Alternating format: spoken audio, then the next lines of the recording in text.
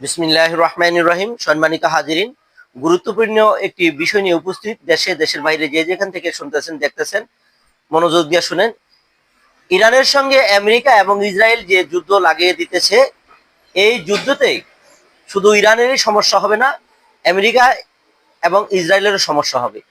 আর এই তিন দেশের যদি সমস্যা হয়ে যায়, পৃথিবীটাই ধ্বংস হওয়ার পথে। মানে আমরা মানুষ বেঁচে থাকবো, কিন্তু মানুষের মতো বেঁচে থাকতে পারবো না। তো ওই বাঁচার থেকে না বাঁচাই ভালো। সেজন্য ওইরকম বাঁচা তো আমরা চাই না। আমরা আল্লাহর কাছে বলি, আল্লাহ, আমেরিকার ডোনাল্ড ট্রাম্পকে আপনি স্বপ্নে দেখিয়ে দেন। এখন যেই বড় বড় অস্ত্র নিয়োগ করা হচ্ছে চীনের থেকে, রাশিয়ার থেকে, তারও ব্যবহার করার জন্য উপস্থিত করতেছে। এগুলো ব্যবহার করলে পৃথিবী অচল। 1000 টাকা কেজিও চাল পাবেন না। মানে আমাদের খাদ্যর যে কি অবস্থা হবে সেটা আল্লাহ রাব্বুল আলামিনই ভালো জানেন। আমি নিঃস্বার্থভাবে মানুষকে ভালোবাসি বিদায় এই কথাগুলো বলতেছি। সবাই আল্লাহর কাছে দুহাত তুলে কান্নাকাটি করেন। আল্লাহ এই যুদ্ধ চাই না, শান্তি চাই। আর আল্লাহ যেন রহমত দিয়া ডোনাল্ড ট্রাম্পকে এই যুদ্ধটা থামিয়ে দেন।